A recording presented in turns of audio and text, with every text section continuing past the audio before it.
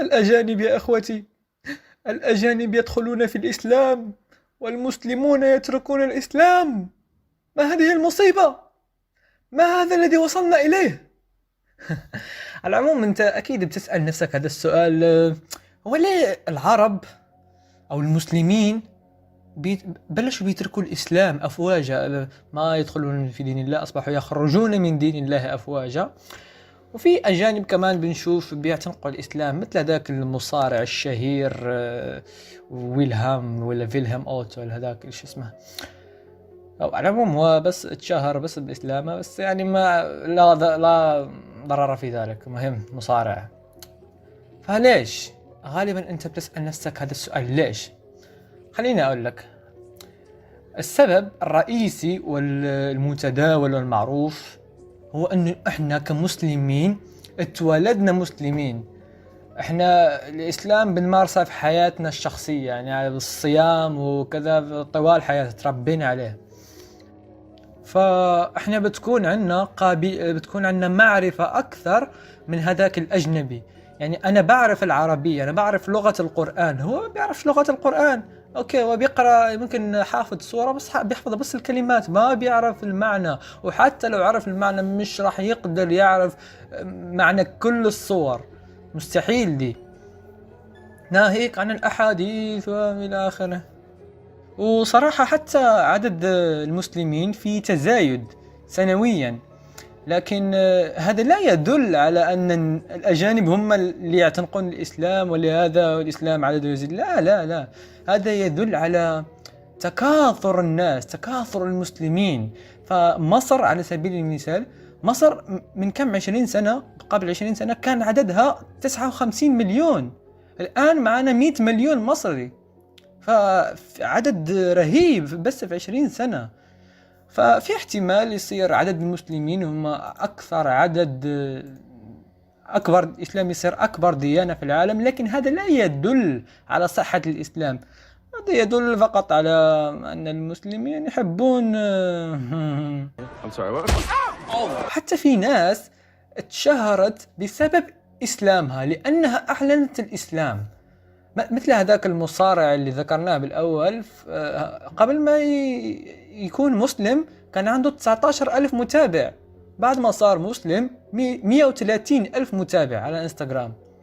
ففي ناس بتكون بتدور على الشهرة باعتناقها للإسلام. في كمان صبي أنا بعرفه كوري، هذا هو بينشر كل قناته على أنه صار مسلم. صلاة العيد مرة يقرأ سورة الفاتحة، مرة يزور المسجد، خلاص يعني حياته كلها أنه صار مسلم. فمو كل اللي بيعتنقوا الإسلام وهم مشاهير هذا دليل على صحة الإسلام. لا، تعرفون أنا نفسي أجلس مع الناس دول اللي بيعتنقوا الإسلام وأقول لهم يا ابني أنت بتاخذ قرار مصيري، ما في رجعة منه.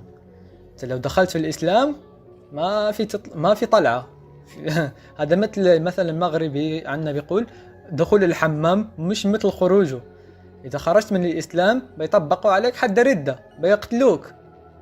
أنت داخل على دين بيعتبر المرأة عورة وناقصة عقل وبيسمح بضربها، وأنت إنسان كذا حلو أجنبي ومتعود على حقوق المرأة والإنسان، فما دي أشياء مش بتاعك. نفسي أقول له كمان أنت لما بتدخل على الإسلام بيقصون حاجة من قضيبك، فلازم تعمل ديب بالحسبان.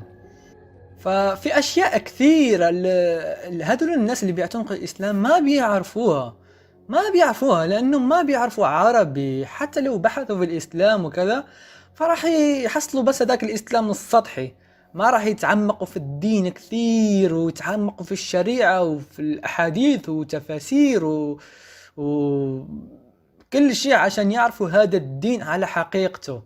وفي ناس كانوا مسلمين اعتنقوا الإسلام وبعد ما درسوه وكذا، أجانب هذول بعد ما درسوه وكذا تركوه.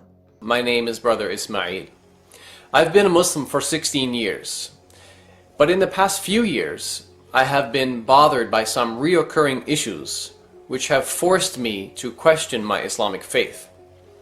And recently I have decided to finally leave Islam. I was born into an Ismaili family. My dad is Ismaili, my mom was Sunni, and I was raised as an Ismaili.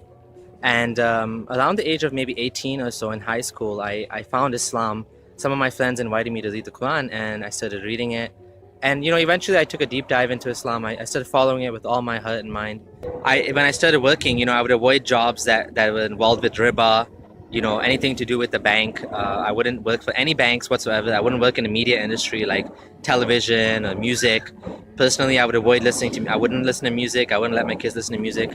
I even put my kids in Islamic school. I also had a big problem with the story of Dhul Qarnayn, this tribe of how Dhul Qarnayn, he trapped this tribe of people, Yajuj and Majuj, Gog and Magog, behind a giant gate built of copper and iron. And I was wondering, where is this place? How come we can't find it? We have Google Earth and all that, and how come we can't find it? So that was another doubt. And I believe, left Islam for one day. But then I decided, you know what? I'm going to put my doubts aside. I'm Muslim. I want to go to Jannah. I want to believe in Allah. And I became Muslim for one more year. And then last year, so 1 year ago, is when I truly left Islam for good. I was in Ramadan, and I was at a pre-iftar halaqah, and the sheikh was saying, Allah holds up the sky without any pillars. And this brought back all my doubts about, if the Quran is truly from God, the creator of the universe, the one that knows all things, why is he describing the world in a way that, was the 7th century understanding of the world? وأكثر شيء بيضحكني هو أنهم لما بيعتنقوا الإسلام بيصيروا يطالبون تطبيق الشريعة في بلدانهم. يا ابني بص على اللاجئين، ملايين اللاجئين اللي بيهربون من بلاد الشريعة وبيروحون على بلاد الكفر والعلمانية. بص على أي بلد إسلامي كيف ما كان راح تحصله بلد متخلف، بلد يقمع المرأة، بلد من أعلى نسب التحرش في العالم راح تلاقيها عند العرب، عند البلدان الإسلامية. تعرف ليش؟ لأنه في عندهم قاسم مشترك، لأنهم كلهم بلدان إسلامية.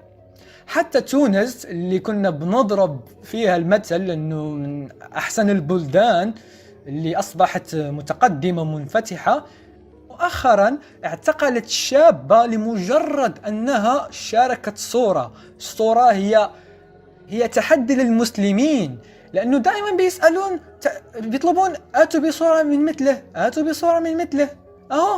هاي جابت لكم صورة من مثله فسجنتوها. فخلاصة القول، زيادة عدد المسلمين هذا لا يدل على صحة الإسلام، هذا يدل فقط على نكاح نكاح نكاح نكاح نكاح. فما شاء الله الأسر عندنا في البلدان الإسلامية لا تعرف شيء اسمه برنامج تنظيم الأسرة مع الأسف.